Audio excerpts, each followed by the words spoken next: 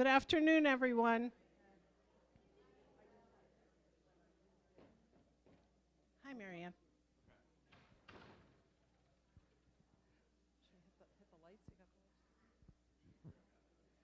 Can everybody see that? Matt's going to hit the lights a little bit. Welcome to Town Hall. This is something Lisa shared with me this morning, Lisa Katinsky, and we thought it was entertaining. No, I can't TikTok or Snapchat, but I can write in cursive, do math with a calculator, and tell time without a calculator, and tell time on a clock with hands instead of numbers. Imagine that.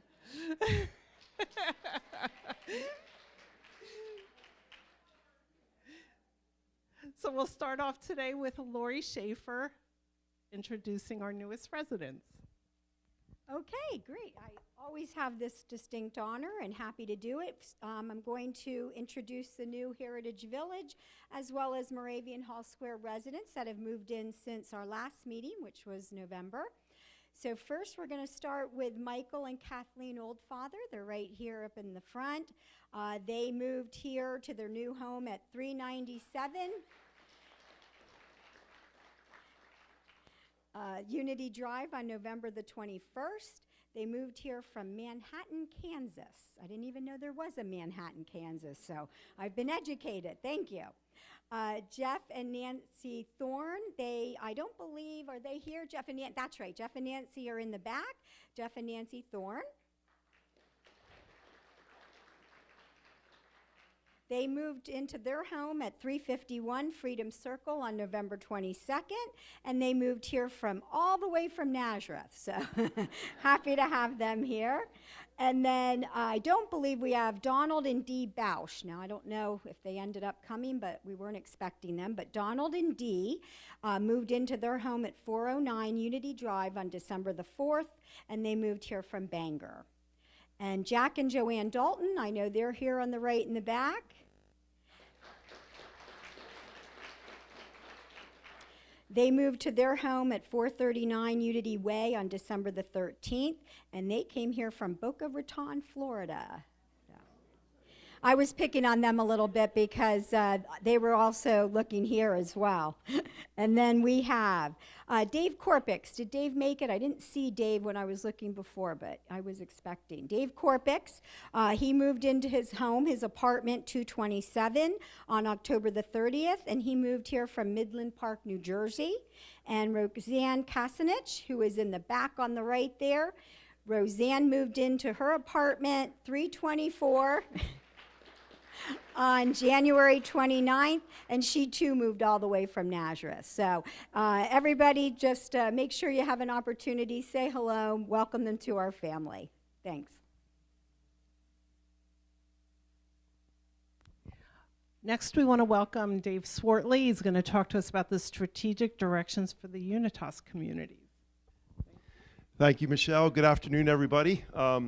Welcome. I was sharing with the team I'm still licking my wounds from the Super Bowl. Being a Dallas Cowboys fan, it was a long afternoon, but I know there's a lot of happy people, particularly for Saquon Barkley, who played close to here, so it's pretty cool. I'm going to spend just a couple of minutes talking about the Unitas strategic plan, trying to keep everybody up to date in terms of what the board is thinking, where we see the sector going in the future. And there was a resident question that applies somewhat to this, and I'll share some thoughts on that question as well. So, we have the board met for a strategic planning session last fall, and I think, I won't read through all this, but the mission, Unitas Communities exists to educate, advocate, and provide healthy and innovative solutions that improve the quality of life for seniors. And I think we already actively do that at both facilities, and how do we grow that? How do we continue to build upon that? The strategic plan has 5 marathon goals, and I'm going to share those goals with you. And as every strategic plan that's ever been written, there's 5 of them, and the order of them is not important. I mean, they're all viewed equally important in things that we're focusing on. So the first one we have here is we have scalable infrastructure to support to support future growth and our growth. And this is a lot of behind the scenes work. And for instance, in HR, they've been installing, and human resources have been installing a new software, human resource management system. It's a very, very powerful software tool. We're well on our way with that here. We're just starting meetings about that. We're going to be installing the same system in Lidditz later this year. Chris, where's Chris? Chris has been working hard with Sage Intact. It's a new accounting system, a much more powerful system, gives us better tools to use in the future, and actually just produced the first financial reports for both facilities out of the new software. So he's not getting bored either. But the point is, we want to get on as many systems, the same powerful systems that, if we are able to add another facility in the future, we have all these solutions ready to go and efficient and running well. We solve the staffing crisis at our facilities. If there's one thing that keeps me up at night, it would be staffing. I'm a data geek, and I've shared this before, but our organic birth rate in our country is under 1.7, which means if you sealed every border and every nobody could come in or nobody could leave, our population would decrease. And at the same time, we have all these seniors that are retiring. I mean, I'm at the last stage of the baby boomers. There's 10,000 people in the U.S. turning 65 every day, and that goes on for another 10 plus years. So it is something that we watch carefully. Just yesterday at our senior management meeting, we had an hour presentation from an immigration attorney trying to share different ways that maybe we can look at this, because we know we're going to have to be innovative in keeping staffing healthy in the future. There's just not enough people for the jobs that are required. We cracked the code of mid-market business. Our board is concerned, not concerned, there's just a real opportunity to serve additional seniors in the future. Life plan communities such as Morningstar and Moravian Manor and Lidditz, we tend to, over time, with the services and with the healthcare services that are offered, we tend to be, we serve about 3 to 3.5% of the age-eligible market. There's a lot of folks that cannot afford the services that we provide. And so is there a different way, is there a different model that we can work at in the future? And our board's concerned that we explore that, do a lot of data digging on that. And this is going to be a lot of fun to work at, but it'll be a challenge. The next one is somewhat related in harmonizing the relationship between residential living and our care areas, skilled and assisted living, personal care areas. There's a lot of concern at both campuses, and Sue Cap, where are you, Sue? Back there. Yeah, she did actually a superb presentation last year about is there room at the inn, and talking about the proper number of beds and things like that. And we're continuing to look at this. The one issue we know here in Nazareth we have to work at is we need to find a way to gradually increase our private rooms in skilled care. How do we do that? What does that look like? How many beds do we need? In Lidditz, we kind of have the other problem. We were very, very, very heavy in healthcare beds, and we are running 85 now. We don't want to go more than that, and we have a whole empty unit. What do we do with that space? So, there's various issues that we have, and this again will be a lot of data, a lot of kind of futuristic thinking. I'm always reminded there was a resident. She's no longer living, but at the manor, who I would say she was not particularly a huge fan of mine, and we were making some improvements. We were looking at our next project, and she caught me in the lobby and she yelled at me. She said, "The problem with you guys," she said, "you're always thinking about the future," and she said, "my future is now." And so that tricky balance is something we struggle with. We have to plan for the future. We have to position ourselves to be successful for the next 40 years, and sometimes that doesn't always make sense to the population we're serving today. And so we try to keep that balance as healthy as we can. And then we're also going to be working with the Unitas brand, developing that brand. It's pretty much behind the scenes now. How much do we want to pull that out? How do we structure that? So We have a task force on this one. Actually, the first one meets tomorrow, and we have a different task force set up on each of these to help us navigate. But a lot of great discussion already, and a lot of good minds working at this. So more to follow, but so there's no secrets. This is what's going on behind the scenes. I do get a lot of questions about what's going on at the other campus. And so when I get an opportunity to share, I try to share a few highlights from what's happening in Lidditz or in Nazareth. So we are celebrating 50 years of service. We opened in January of 1975. This was me. It's what 35 years of senior care will do to you. This slide actually, we put it in kind of as a funny, but then Chris actually made it come alive, because he said to me, he looked at it, and he's really a data geek. I'm just a partial. He's the real thing. He said, "What are you doing there?" I said, "I don't know, but there's a lot of paper, right? There's a lot of binders. That stuff doesn't really exist much anymore." But I do recall when I started in 1991. We were so excited, well, they were at the time, they just got, before I started, we got our first fax machine. There were no personal computers. If I went out to lunch or was away from the office, came back, there was those pink slips while you were out, and you had to call back, and that's what life was like. And so I think the lesson there is, my takeaway was, if we expect everything to remain the same, you really can't survive. And so change is necessary. Some of it's fun, some of it's painful, but it must happen. Interestingly enough, the boards at both facilities, and I know there's some board members, current and past, sitting in this room, and I think the boards at both facilities just did an outstanding job in positioning us for the future. And one of those decisions was to start a second campus with primarily residential living, trying to diversify the revenue flow a little bit more than just the care areas, and we're really glad that happened.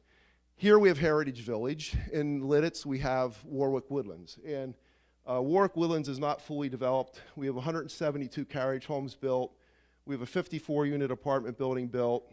We partnered with a not-for-profit in Lancaster City. We built a 62-unit, age 62 and up, affordable housing apartment building. Right now, we're trying to get together next round of financing to start this middle section, which is yet to be developed. This is our Founders Campus, the part that opened in 1975, land donated by the Lidditz Moravian Church. Right now, it consists of about 22 acres. All of our care is on this campus, same as Moravian Hall Square. All our care is on the original campus. Here we have 16 cottages, 61 apartments scattered around, 12 townhomes, 86 skilled nursing beds. This is a skilled area, 36 assisted living this end, and a memory unit of 15 beds. This is just a shot of the apartment building, which opened about 5 years ago. This is the 54 units. We have a lovely restaurant here. If you ever get to Lidditz, check it out. This was not a resident coup. This was a sign of support during the pandemic. They just met with signs just to kind of give our teams a thumbs up. We have a special event each fall, an engaging community dinner. We bring in a speaker. This past year it was Scott Hamilton, the skater, did a phenomenal job. He was sometimes our worst speaker ever was John Ratzenberger, Cliffy from Cheers. Perhaps the longest evening of my life. Scott was exactly the opposite, very personable and just very down to earth. Although he did make me laugh in the back room before a hurricane was coming through, and he's literally on his phone and he's going, "Man," he said, I got a condo in Florida and I don't have any insurance on it. I said, "I think it's a little late now."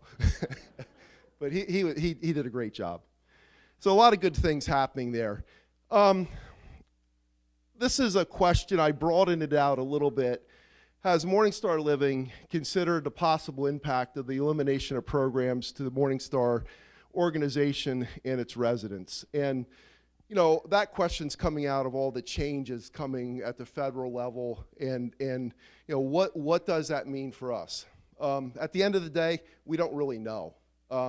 However, we're pretty well positioned. We don't do a high Medicaid population here, so reimbursement there, you know, even if there were changes, wouldn't affect us too much. Medicare, we do some business, but again, I wouldn't expect wholesale changes there, but there are things to watch. There was a question about the elimination of medical tax deduction. I honestly couldn't find that anywhere as a potential on the chopping block, so when, you know, we'll keep our ears and eyes peeled for more on that. We'll say that the Ways and Means Committee has 51 pages of possible areas to look at for cuts. Some of them, as with any list, you know, some of them probably we can support, some of those we probably wouldn't be too eager to see. And I thought of this Donald Rumsfeld quote, which he became infamous for, and it's kind of how I feel today. And he said, there are known knowns. These are the things we know that we know. There are known unknowns. That is to say, there are things that we know we don't know. But there are also unknown unknowns. There are things we don't know that we don't know. And this went viral when he said it. Actually, if you sit down and actually read it, it does make a lot of sense. And I would put ourselves in the third category right now. It's really hard to know what to expect and what to go on. I did pick out just a couple of items from there of potential ones that could potentially affect long-term care. This morning there was a meeting in Lancaster, and our state association, leading HPA, had Austin Cawley, he's our public policy analyst. His position is that most of these changes their targets are the hospital systems, not necessarily long-term care. However, if they do happen at the hospital system, you know, typically we're about 10 years behind. So, you know, it's something for us to watch carefully. But there's, you know, the one that would affect us out of the gate is the elimination of tax-free financing, which we all make use of. It wouldn't change anything we have in place now. So Morningstar is actually better positioned in this area than Moravian Manor is, because Chris set up long-term bonds, and we have shorter-term financing and limits that would put us at some risk if this would go away. The second one is eliminate the not-for-profit status. That would be huge, because that would mean we can't take charitable contributions. You know, Molly's over there turning pale. Again, it's worded for hospitals and healthcare firms. You know, we shall see. Eliminate the deduction for charitable contributions, lower the Medicaid matching rate floor. So there's a lot of shenanigans that go on behind the scenes, and people think that Medicaid is state funded. Kinda, but there's a lot of federal matching monies. So in long-term care, we have what we affectionately call the granny tax, okay? And every quarter, Chris, we have to file a calculation number of days. I think you just calculate the manner, it's like 100,000.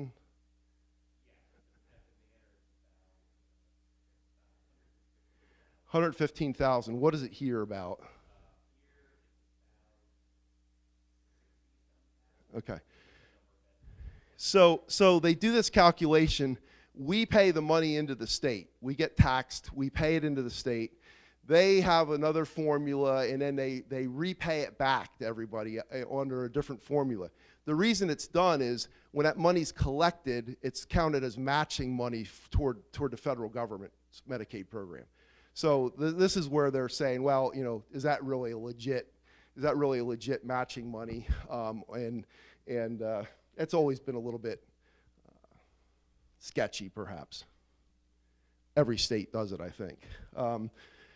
Matching CMS, minimum, this would be good. The federal government is, the CMS was coming out with new staffing mandates. For the most part, it wouldn't affect Morningstar or Moravian Manor too much because we staff heavily already.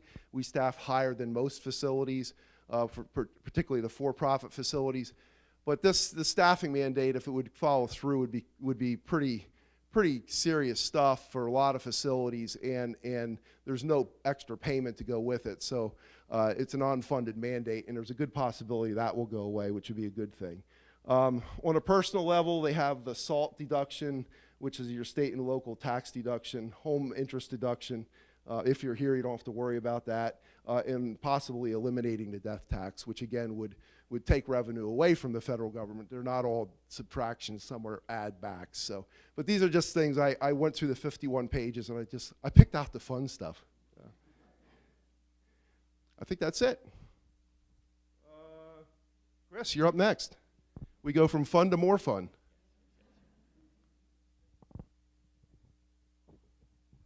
Okay, thanks everyone. Thanks for your time. I know it says year-end financial statements. What I'm going to cover in the next 10 minutes is the budget. That's what I reviewed. We're just sort of finishing up the year-end stuff. And once we get through the audit, we'll have time to go through the year-end numbers. So what I'm going to do is take a spin through the budget. This is sort of a skinny down version of what we went through at the Finance Committee here. So anyway, so this is 2025 for folks that don't know. With our change in fiscal year now, hopefully everybody knows, our fiscal year now runs January to December. Before it ran July to June. So this is sort of the first year we did a full-on budget for the calendar year. Primary budget assumptions, so there's a couple things that go into this, right? The first is what's the rate increase going to be across all the different units and all the different areas? And then, what are we going to try to provide for our staff? Our goal all the time, or at least over the life of, the contract, so to speak, is to kind of match the inflation of the monthly fees and the entrance fees with the inflation of our expenses. Sometimes they're closer during the year, sometimes they're farther apart, but over time, that's our goal year in and year out. So just, everybody here got their rate increase letters, but just so you can see it, these are, 2% up in, independent living, private pay folks in health and wellness, 1.5%, galley house, personal care, private pay. So we're in the 1.5% to 2% range. That's a little bit less than what we do on an annual basis, right? Because we did a small adjustment in July to get us on the calendar year. So we anticipate going forward just an annual increase in January, similar to what we used to do in July. And then we built in essentially an across-the-board 2% increase for staff. So the staffing, you'll see on some of the slides, salaries and benefits are about 2/3 of our operating costs. So, that's a big chunk there of where those increases go. But those are kind of the major assumptions here in terms of what drives our cash in and our cash out. So I'm always challenged to put these slides up in a way that, it's a little bit readable. So I'm trying to give you the pieces here, but we'll just focus. This whole slide kind of gives you a summary of our revenue coming in from our monthly fees and our daily rates. So we anticipate in the budget to have about $30.2 million of cash inflow. So that would be from daily rates, monthly fees, ancillary charges, and so forth. So you can see that's up a little bit from last year at 28.2. Most of that driver is, additional folks moving into Heritage Village as we close out the project, as well as, the increases and changes in payers and things like that in the nursing home. On the expense side, we have about we're anticipating $28.8 million in expenses. And that would give us, a net cash in, if you want to call it, of about $1.4 million. That's up a little bit from last year. And I'll walk you through kind of how we get comfortable with all this as we go. When we look at occupancy and what we anticipate, we shoot for 90% occupancy in all areas for a couple reasons. One, 90% is kind of that magic number.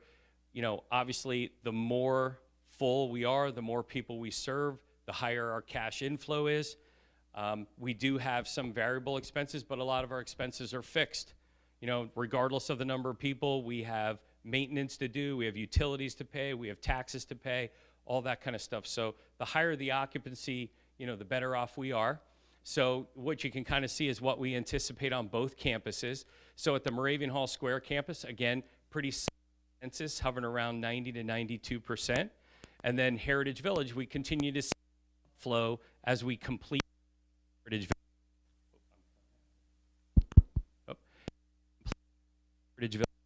And you can kind of see them popping up here between September and December, the end of the year, as we have more folks move into phase 6. So from an occupancy perspective,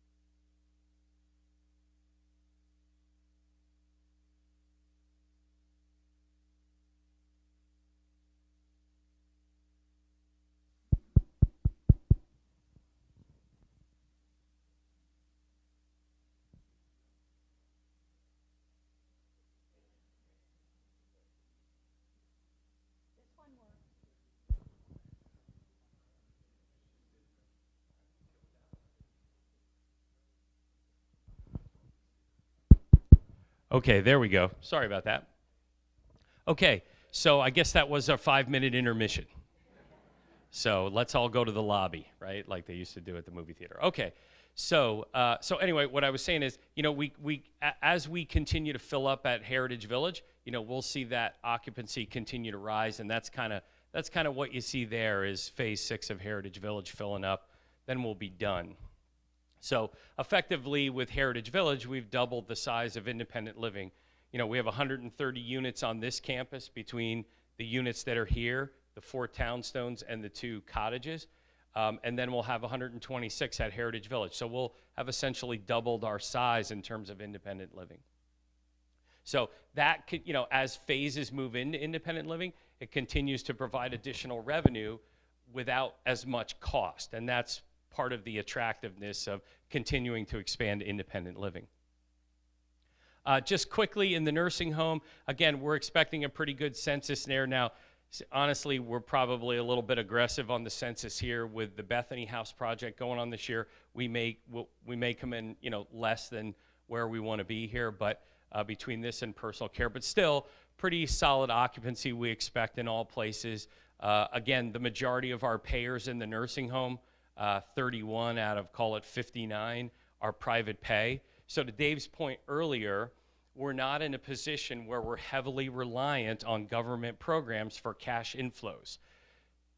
Your bigger, for example, county nursing homes that rely heavily on the medical assistance programs. When medical assistance programs change, that has a significant impact on their revenue, not so much their cost. But we're not really in that position. We have a small amount of Medicare Part A that we do, a small amount of medical assistance here, and the government programs only exist in the nursing home. So, everybody who's in any level of PC or any level of independent living, it's all private pay.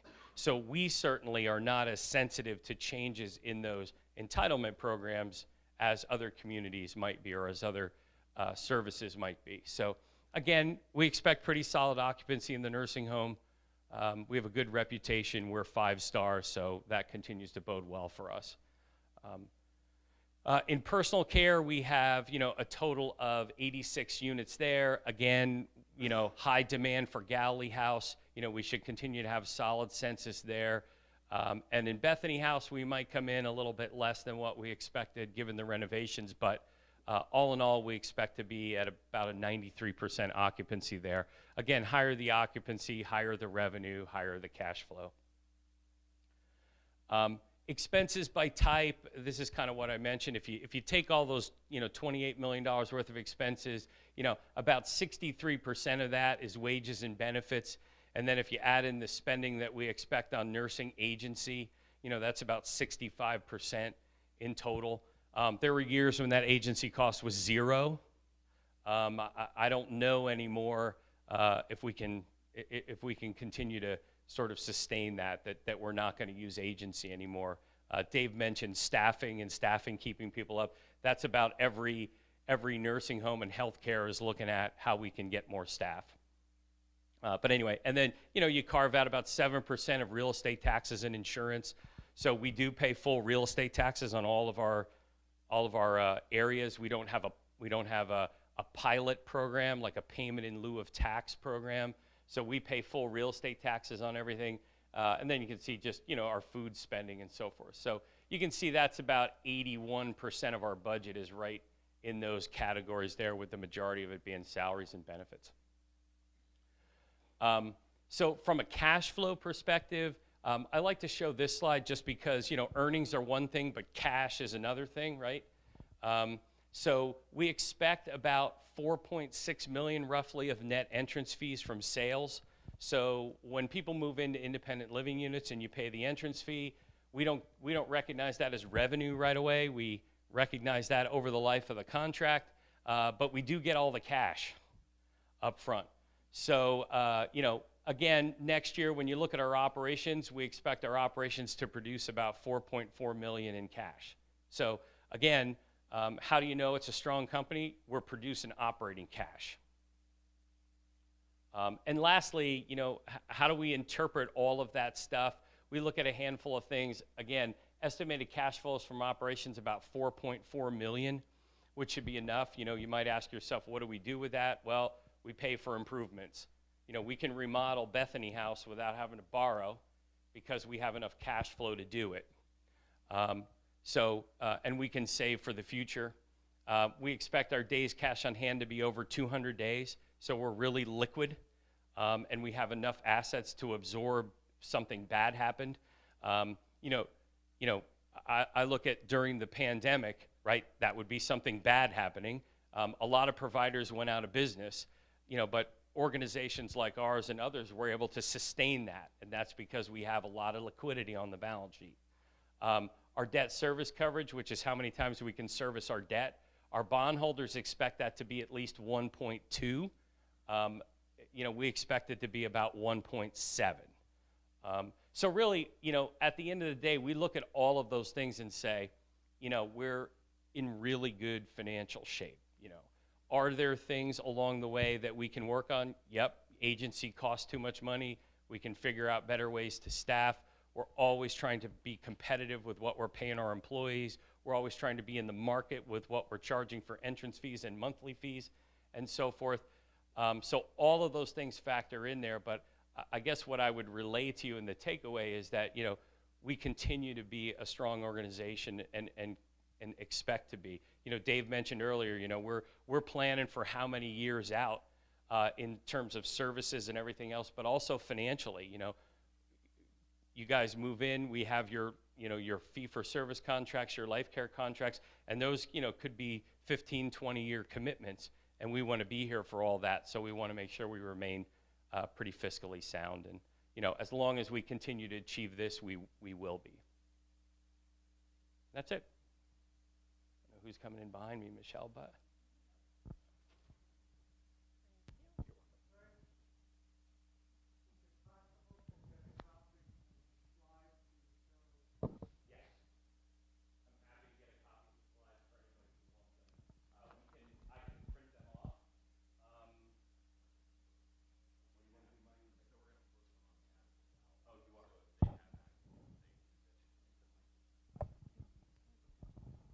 So for anybody who didn't hear, Jack was asking, is it possible to have a copy of the slides? The answer is yes. Mike, you said we're going to post them on the app. Okay, but we can make printed copies available too. Thank you.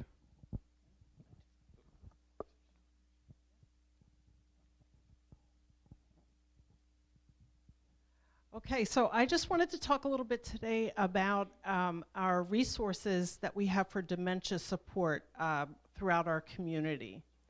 Our goal as a community is to empower those we serve through our experience, meaningful programs, and education. You have our support. We have some outreach programs. One is Memory Lane. Memory Lane, Memory Lane provides education, information, and resources to the Lehigh Valley. It is planned and facilitated by Liz Brandel. It meets quarterly, March, June, September, and November in Quartz Hall. You can register through the front desk if you're interested. And it benefits caregivers for those affected by dementia and medical professionals. They have speakers come in. It's something that is an outreach program for the entire community. We have our Memory Cafe. That is held in the Advent Moravian Church in Bethlehem. This is just one of the group pictures of one of the activities that they do. It's a free community outreach program that provides fun activities and friendly, inclusive social setting featuring music, fitness, arts, education, and refreshments. Those with dementia and their caregivers are invited, and you could sign up to come to Memory Cafe by calling Senior Solutions or emailing them.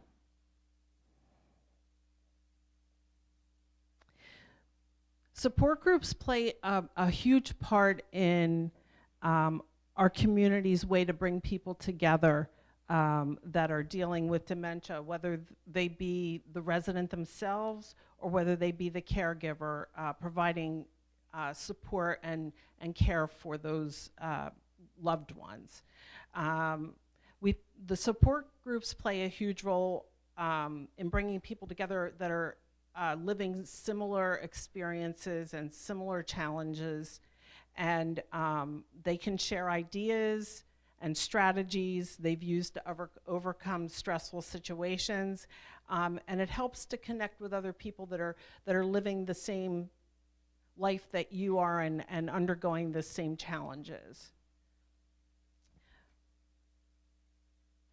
Members of the support groups come and go depending on their personal needs as they're fluctuating. So sometimes people are at different points in their journey that they might feel like they would benefit from coming together in a group, but it doesn't mean that group is closed.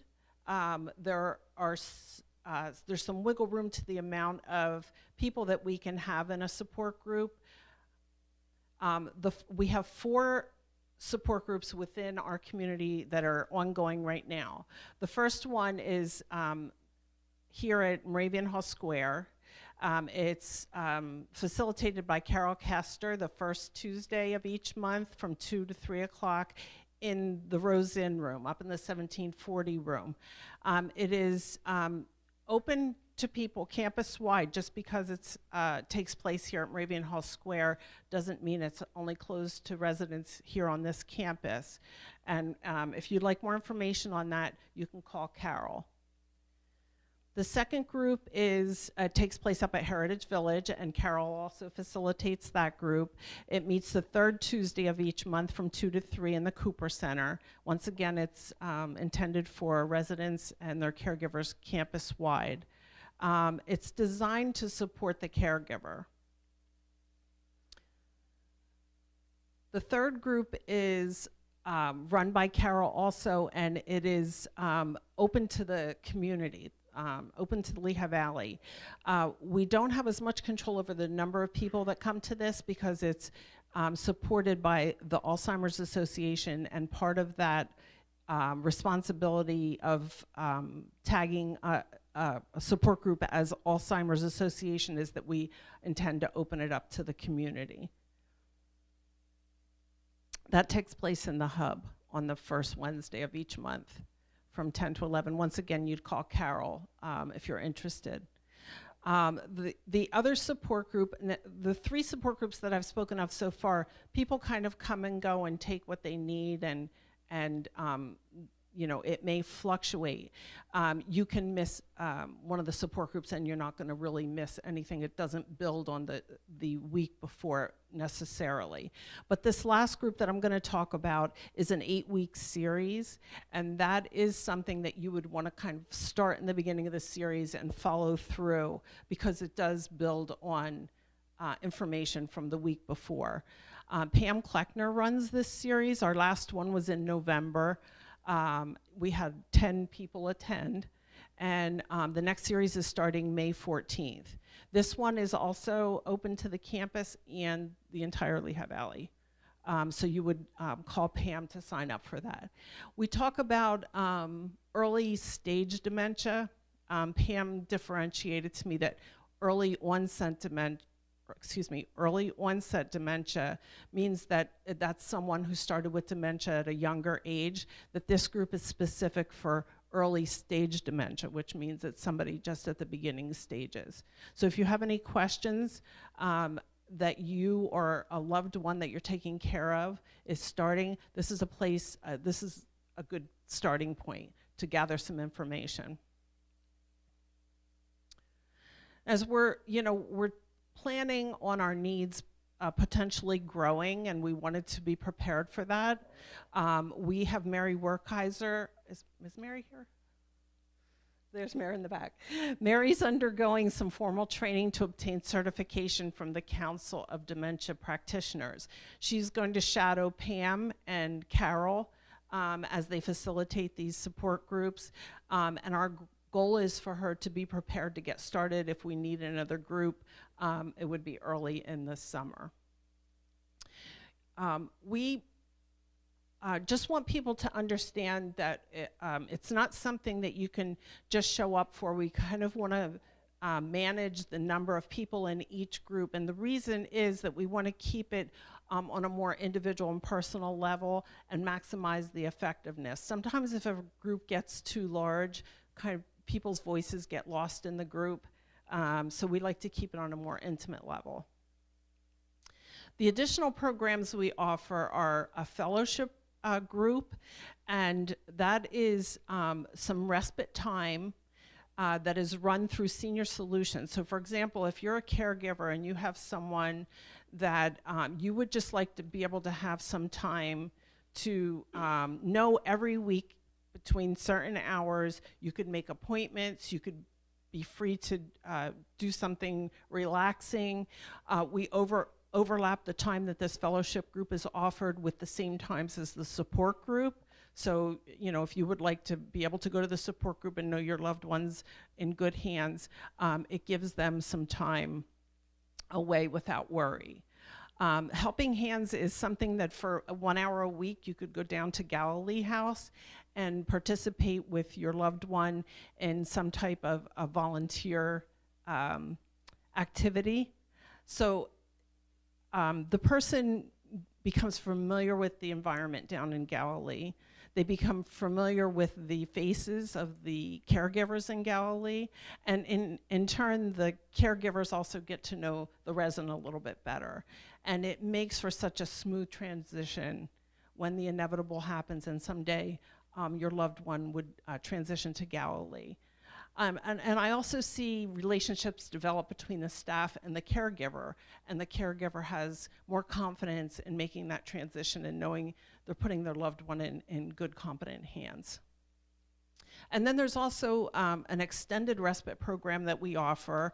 If there's a room open in Galilee and someone could just use a break for a week, maybe they want to go on vacation, go visit family, or just have time to do what they want to do for a couple weeks. There can be a short-term respite for a week or two based on the availability of the rooms.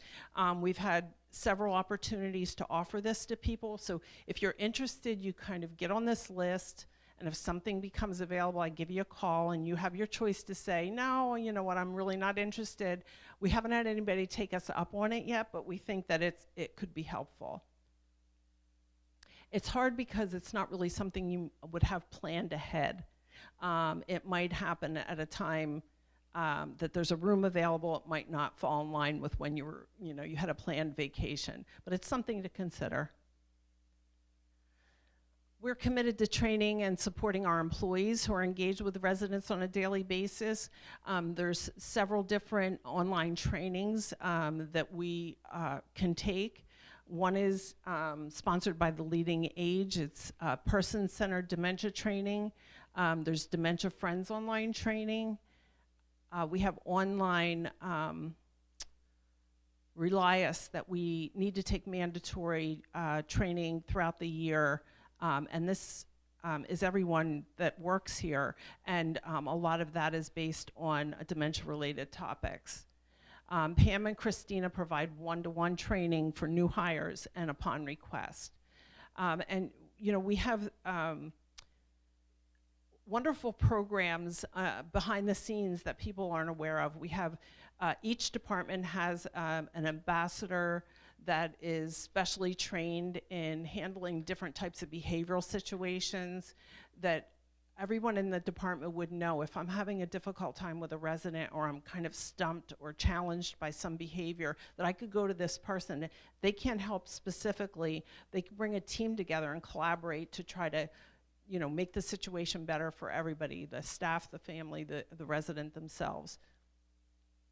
So we train not only the frontline workers, which are the nurses and the assistants, we also train senior solutions and the community fund and engagement group, the culinary group, the housekeepers, maintenance, and that's something we don't think about, that a maintenance man could be called to an emergency and be dealing with someone that has dementia. We want them to be sensitive to the situation and to have some skills to handle things if they need to.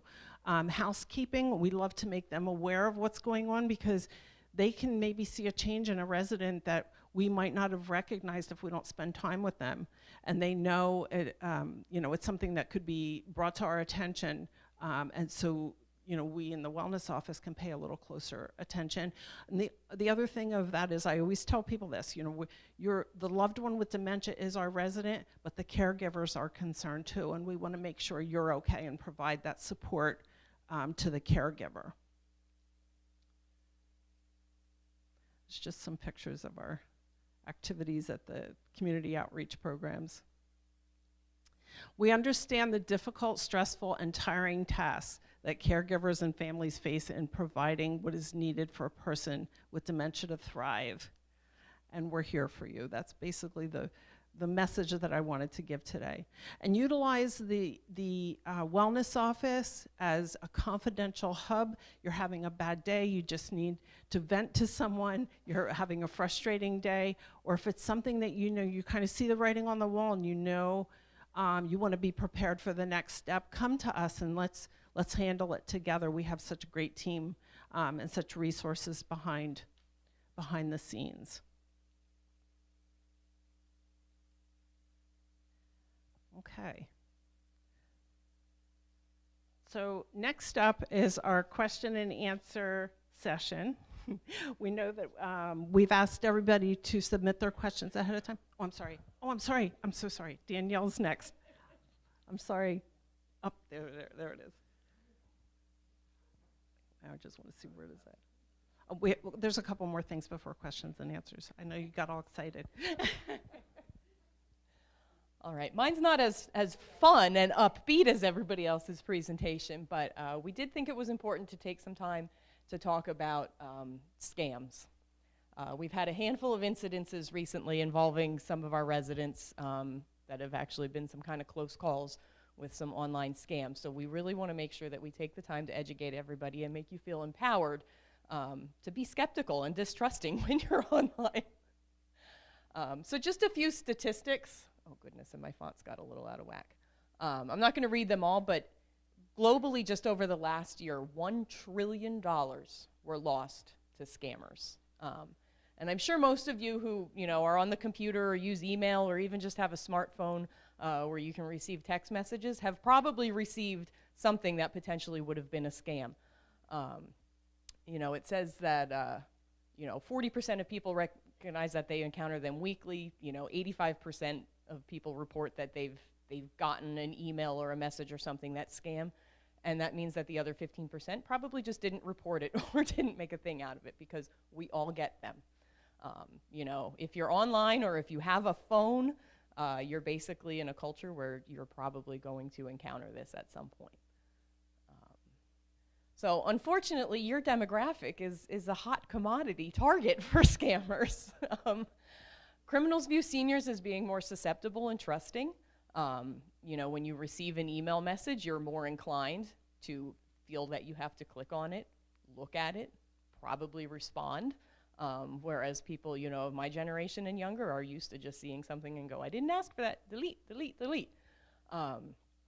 They also believe that older adults possess more significant financial assets, which in general they do.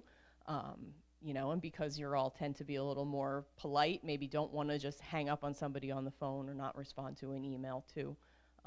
You know, they feel like they have easier access. Seniors are often hesitant to report fraud, you know, if they feel embarrassed or you're just not sure exactly how to go about it or what to do. You know, it's not a proud moment to say like, hey, I just bought $5,000 in gift cards for somebody who called me online, and I think that might have been a mistake. So we want to make sure, you know, I think the key line of defense here when it comes to preventing yourself getting in that situation is being able and being comfortable to recognize a scam before you click the link, before you answer the phone. So a few signs to keep an eye out for is, number one, unsolicited contact. You know, 9 times out of 10, it's an email in your inbox, you know, but it could be a lot of text messages and stuff coming through anymore. You know, reputable government agencies are still going to use snail mail to reach out for you if you owe them money or something like that. They're not going to send you an email. They're not going to send you a text message for certain. And they are really, really good, these unsolicited emails, as mimicking of kind of disguising themselves as a company that you know, would be legitimate, or would, you know, you would feel inclined if the IRS reaches out to you, or you know, Microsoft says, you know, there's a security thing that you just have to do. They will use the logos, you know, but they can't completely perfectly replicate what it is. So there's a few things that you can pay attention for, but I'm going to go over that later on. Requests for personal information. So definitely be wary if someone's asking you for your social security number, if they're asking you for bank account information or credit card numbers.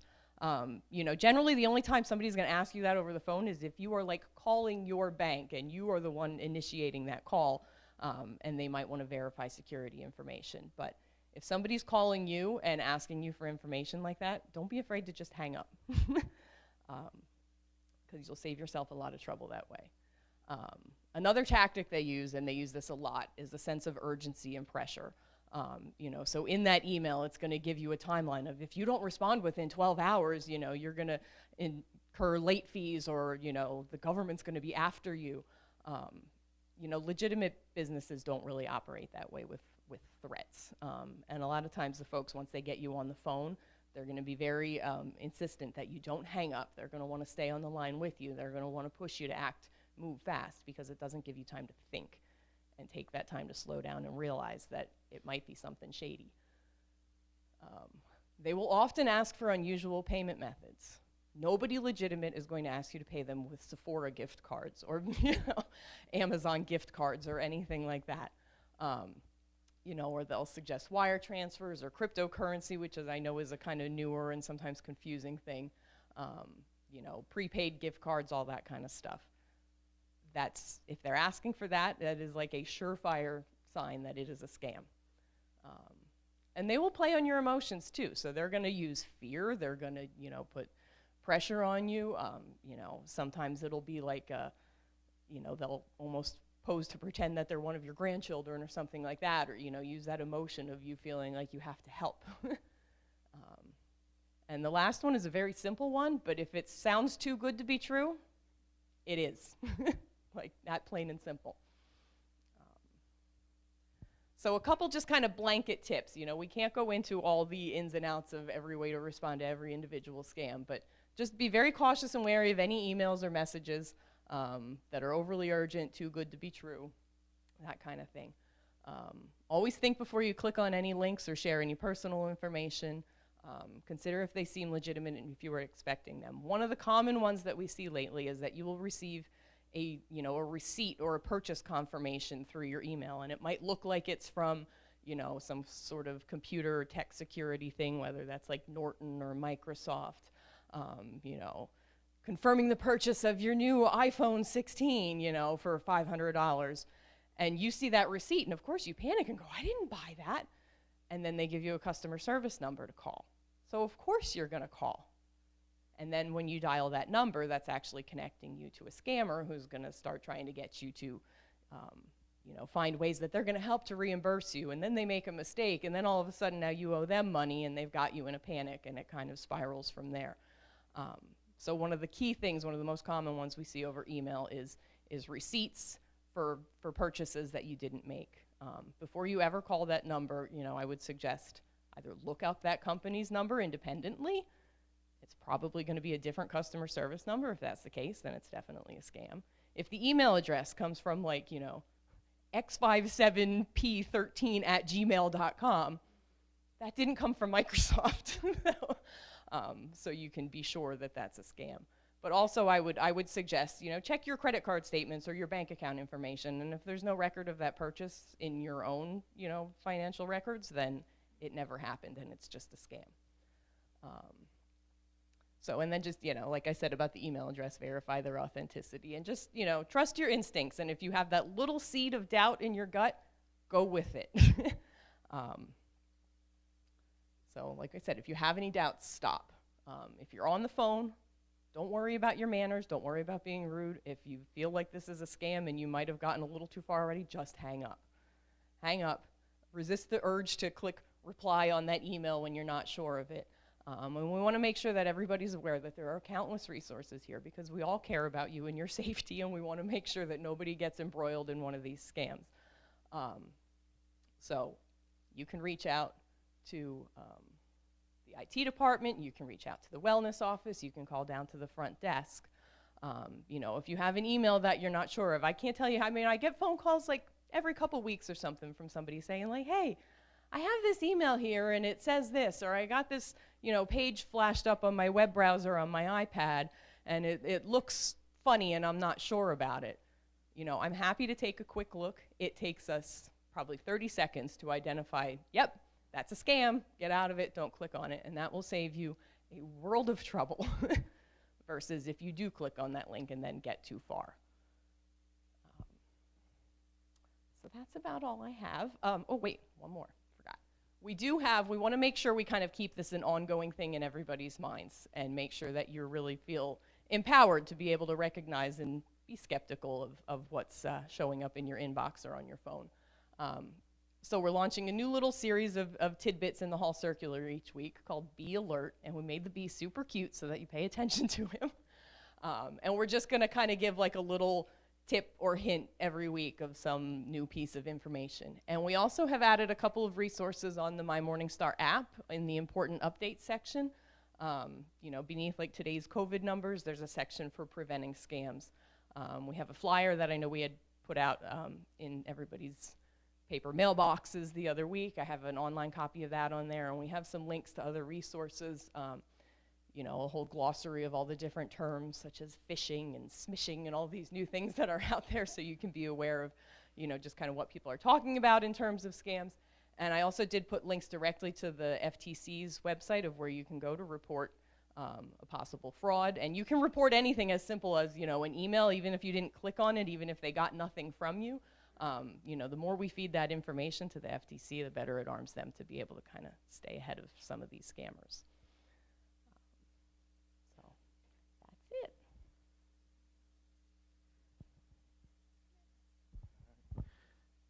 Thank you. Good afternoon, everyone. I have two brief updates that I would like to provide today, and the first one is on a capital project that we are currently involved in here on this campus at Moravian Hall Square, and it's on Bethany House, which is our personal care neighborhood. And I'm happy to say, as of today, we are finished through 3 phases. So we got occupancy permit today from the Life Safety and from Department of Health that we're now able to place people back that we moved from phase 3 into other rooms, and they're able to go back to their rooms as of today. So we started the moving process today. We are now at the last stretch of this hallway, which is phase 4. So we will start construction on those 3 rooms beginning on Monday, which would be February 17th. So as you can see, the next phase, phase 4, is February 17th through March 20th. They will do 3 rooms, which is 2010, 2012, and 2014. They also do the corridor work at that time, so we will be replacing the ceiling tiles, the ceiling grids, the lighting, paint, trim work, and carpet at that time. So once we're done after March 20th, that whole entire wing and all of the rooms located in that location will be completed. So we would be potentially halfway through the project. From basically after the entire project's done on that side, we will have 15 rooms that will have showers in that section. When we move on to the other wing, we will be placing the plumbing in for the showers. However, we will not be installing the showers.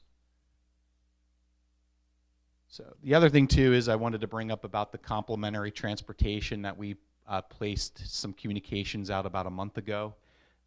Beginning on January 20th, we decided that we would start providing some complimentary transportation between the 2 campuses for performances, concerts that are indoors and outdoors, entertainment, eventful living programs, and life programs. We ask that if you're going to utilize this service, that you are there 30 minutes prior to the scheduled event start time. So if the event started at 7, we would ask that you're there at 6:30, so that way we could pick you up. No phone calls or app signups required. You can just come. We're not asking you to do any of the other stuff. However, you just have to still sign up for the program if that event requires that you register for it. If you use the transportation, we're asking that you use it to go back to your destination, so that way we can keep proper head count and know that everyone got back safely to where they came from originally. And your use of this service will inform us whether this service is sustainable. If we're keeping count now of how many people are utilizing this service, and if we find that it's not benefiting anyone, or if it's not being utilized, it is costing money to bring somebody in to do this, so we may decide that we may not continue doing it. So we're asking that you do use it, so that way we can continue to do it. And then we have more than 14 residents, so we're taking our 14 passenger bus. So if there's more than 14 people there, they'll come back to come get the rest of everyone else that's at that spot. So the first 14 will come to Moravian or to Heritage, and then we would return back to get more individuals to bring them back. Our shuttle location pickups is the apartment lobby entrance here at the Moravian Hall Square campus and the Cooper Center parking lot up at Heritage Village.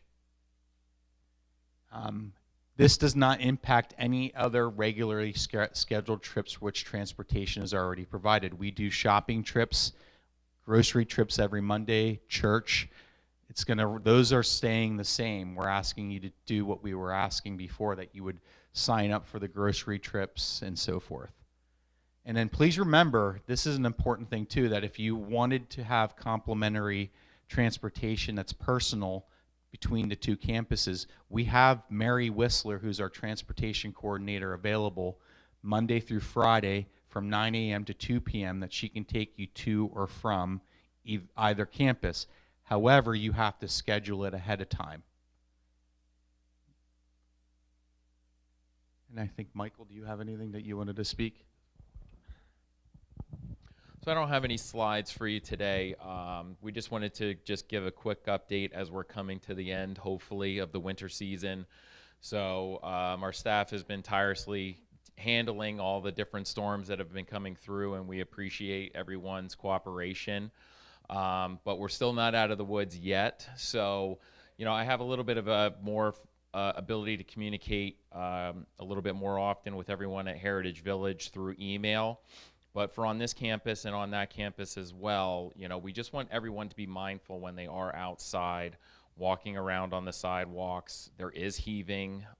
This season brought more heaving than we've seen in the past, which means that there's different levels in the sidewalks based on, you know, the environment, you know, and the temperature changes and how drastic it's been. So that plays a key role. And I mean, that is what the materials, whether it be the concrete or the blacktop, is supposed to do. It's supposed to move independently so that it doesn't crack and break, and then you have to rip it all out and replace it. So there are those things, and they're uncontrollable on our end. So it's just keeping a mindful watch on where you're going. If there's a surface that hasn't been treated or cleared off, we continue to ask that you don't walk on it, even if it is your normal routine. Sidewalks are always cleared, but you know, for pathways and extra areas, they're not always completely cleared off, because it all depends on whether or not we can get to it or not, or what is on there. Okay, that is the main thing that I wanted to talk about with snow. And the other piece, you know, Matt talked about the Bethany project here. We're going to start seeing more activity in Phase 6 as we come to a close over in Heritage Village in Phase 6 this year, including most recent movement that you'll start seeing next week. And I'll send a communication out to those that it'll disrupt. But there will be the pile of topsoil that's over on the Phase 6 green that's going to be moving. About, I was told, 80 truckloads will be moved out. So that it is all weather dependent too. So, you know, we're just moving forward, and the goal is that Phase 6, it's set right now to be completely occupied by the end of 2025, and that is everything that we're pushing the contractors on. Okay, so yes, Wayne, we're.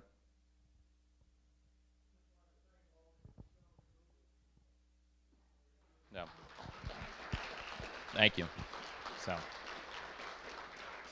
it's very much appreciated. So, you know, our goal is to keep everyone safe on both campus, and I think we effectively did that so far this year. Even though it'll never be 100% perfect for someone, there'll always be something that was potentially left behind, but the overall goal is the safety, and that's our main concern. So, Doreen?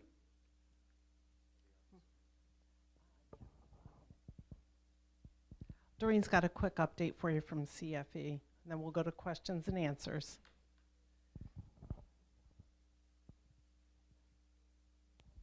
Thank you. Hi, how's everybody doing? Good? All right, so I just want to talk a little bit what's coming up. Yes, the high school plays are coming up. So far, I have 5 of them booked. That's a question. I'll go over that in a second. Not to worry, but I wanted to let you know, yep, we got them. Also, keep in mind, if you are a volunteer, we have a beautiful volunteer luncheon coming up. Now, every year we get the same problem. I'm a volunteer, but I didn't get an invitation. Here's how you get an invitation. Make sure, 1, you're logging your volunteer hours and turning them in. You can turn them in to me. You can turn them into the front desk. They'll get them to me. Second, you have to go through a volunteer orientation. I promise you it is not painful. Okay, it's nice, it's fun. Our very own Carol McCandless, she conducts that orientation, and she will be around after to give you more information about that. But once you fill those 2 things out, you will most definitely be invited to our beautiful luncheon. And this year's theme is community engagement and enlightening how volunteers and how volunteering helps the soul. So we invite you volunteers, get those hours in, go to those orientations if you need to, and I'd love to see you at our luncheon. It is always a lot of fun. Carol, like I said, will be around. If you need to get a hold of her, Carol is at the Heritage Village Cooper Center. Her phone number is 484-298-5015. Not to worry, I can put that in the hall circular for you. Okay? And that's all I have. Thank you so much. Now we're on to questions and answers. The first question is, why has the font size been reduced on the new resident directory? There was a column added to include emails, and April decided she will remove that so we can go back to the normal size font. And the Rose-In menu in the hall circular did not change font.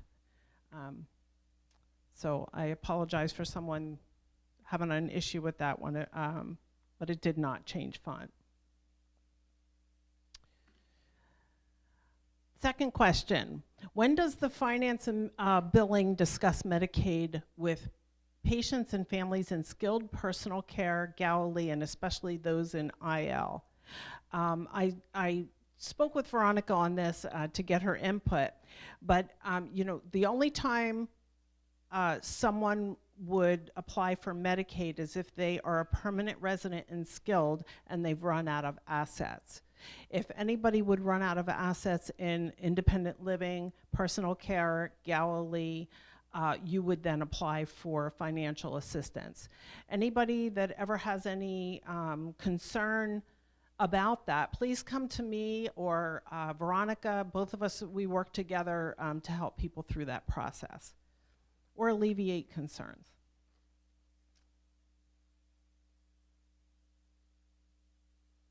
This is a good one. So rumor has it that we're changing the name of the hall circular.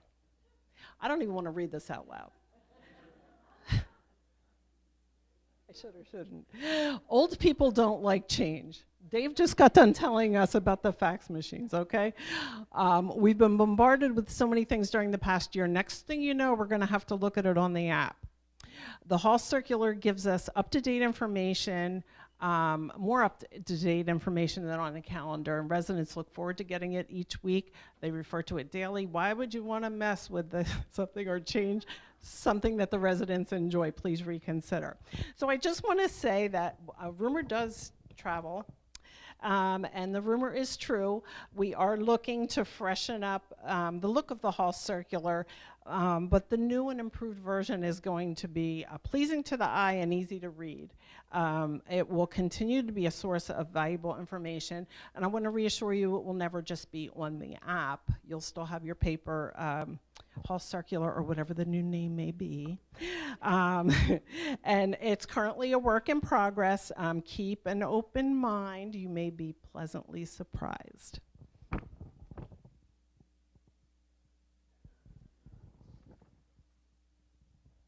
This is regarding old bank statements and people that use our Shred-it box and the security of it and where it goes and if we can trust them. So we use Iron Mountain.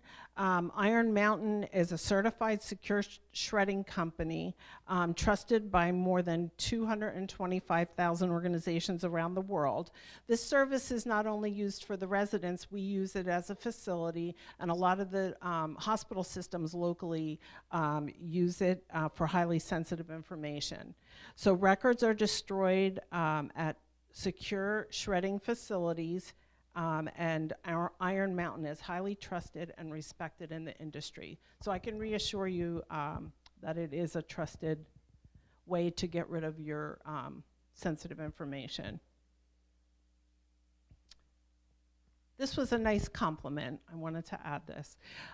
Most residents are very grateful for the number of good programs we have in Quartz Hall and for the opportunities we have to venture out on the bus. CFE, they're recognizing CFE for all they do. All the bus trips, the dining out, the parties, the exercise classes, water exercise, arts and crafts. You know, they've got a lot on their plate. The questions were to please show the structure of CFE, the CFE department, which I can do right here. We'll start with, I divided it into two parts. This is the RL portion. So Doreen is the heart of the RL portion of CFE. I am helping to oversee that department on our side. And under Doreen are the volunteers, fitness, and arts and crafts. Volunteer is Carol McClandis. She is our volunteer coordinator. I just want I'm going to give everybody the opportunity to pick up a sheet with this on it afterwards, and it's also going to be published in the Hall Circular, and I can send it out to HV if you're interested. The fitness portion is our little bubbly Michelle Mikado. Her phone number's on there, Carol's phone number's on there. Underneath Michelle, we also have Diane Hallam, that is a part-time fitness coordinator. And we have Lynn Skokoza, who is per diem, PD, it stands for per diem. That means she is not really a part-time, regular houred person, but they work to our needs and her needs. And she does a lot of the arts and crafts programs. We've gotten great feedback, and everyone's real excited to have her here. She's a retired art teacher. And then the other portion of CFE is under Alice Donlin. It's Pam Kleckner at the helm of that part of the department. And it's broken up into healthcare, personal care, and Galilee. And they each have their own coordinators. Bridget McGinn and Annie work under healthcare. We have Jean Lembach and Lisa under personal care, and we have Christina in Galilee. They're also, they noted in this question that there's sometimes people that they don't recognize faces. We do have some PRN people that will run different activities. So you might see Lisa, for example, from the other, I don't want to say the other side, from another part of the department that might be helping out and running an RL activity, and that's why you didn't recognize her face. They're asking who does volunteer tracking, and that is Carol McClandis, and she is our head of the volunteer program. Is CFE the same as Neighborhood Life? Neighborhood Life was the old name. CFE is the new name, same thing. They can be used interchangeably, but we don't hear Neighborhood Life too often anymore. And we are we're gonna work on some type of a directory or something with people's faces and more definition of what exactly their jobs are. We didn't have time to get that to you today, but we're gonna work on that behind the scenes. And everybody can have a copy of this. They wanted something in their hand. I have it here. It's going to also be on the app and in the Hall Circular. I can email it out to the HV people if you'd like. And then the next question Doreen's gonna take.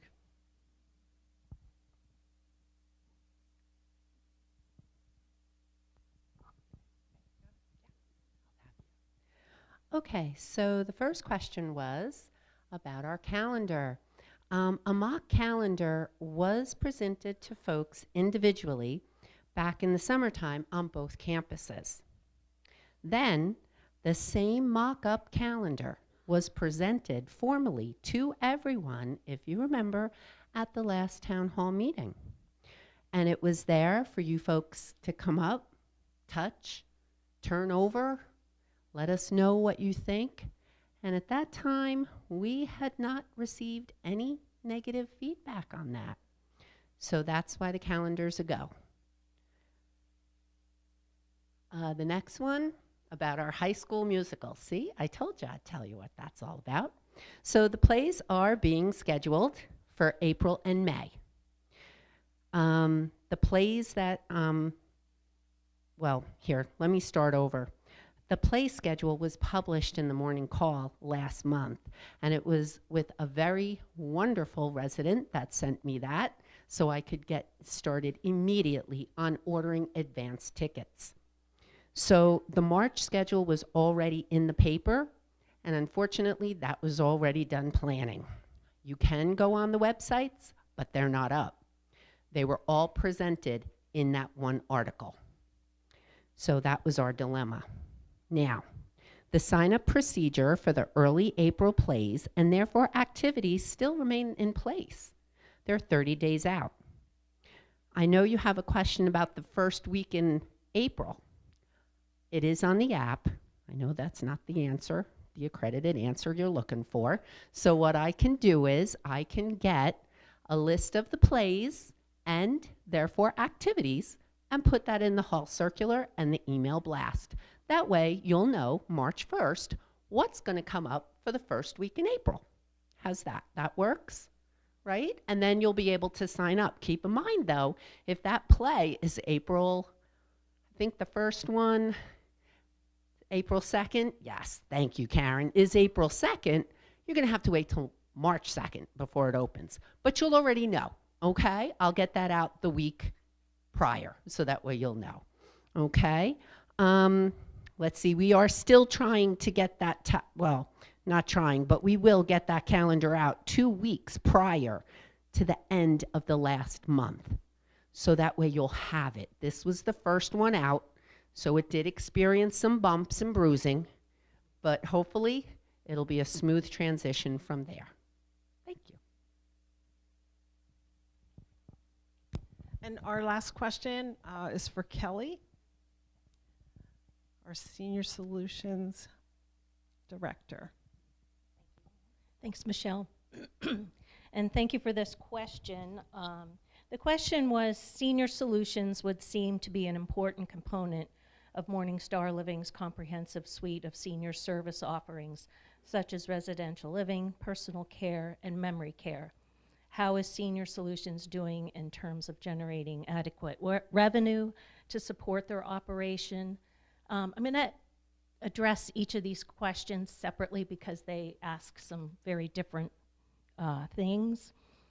Senior Solutions was actually purchased by Morningstar Living in 2012, and the thought was to make the home care services available to the residents at Moravian Hall Square and Heritage Village. We also provide services, home care services, to the greater community. We're licensed in Northampton County and Lehigh County, so we do send caregivers out across the Lehigh Valley. The second part of the question is, how are we doing in terms of our staffing? It is a challenging environment for staffing at this point in time. We have about 50 caregivers on staff. We try to recruit on a regular basis, and I feel that part of our recruiting process is keeping our pay rates competitive. And we also try to work with their schedules. So most of our caregivers that come on with us are per diem caregivers. So if they have children in school, they might want to just work from 9 to 2. So we try to work with their schedules around what our clients or residents need. So it's like this big moving puzzle with all these pieces, but we seem to be pretty successful with it. We do like to take our time in the hiring process, though, because we definitely want to be sure it's the right fit, because I don't want to send just anybody to my parents, and I wouldn't want to send just anybody to you folks. Let's see, the next question was about Friends Life Care. Friends Life Care, we have a couple of clients that have used Friends Life Care, but the majority of our clients and residents out in the community have a long-term care insurance policy. We have many that we work with: John Hancock, Liberty Mutual, State Farm, all of them. I mean, we haven't had any that we haven't had a good relationship with. And typically, when somebody's ready to use that part of their long-term care insurance, they'll open up a claim. And once that claim is approved, then we would send staff out to the home to help. If you have any questions about any of that, I'm happy to answer on an individual basis, but I think I addressed most of your questions there. Thank you. I just want to thank everyone for joining us, and those that are tuned in to our YouTube channel. I think we have someone that's a snowbird from Florida tuned in, and someone that's on vacation up north tuned in. So I think that's awesome that people take the time to tune in. So we're just going to break now for our happy hour. Everybody enjoy. If you have questions, we'll take them individually afterwards, okay? They have to be submitted ahead of time, okay? That's okay. Everybody enjoy your happy hour.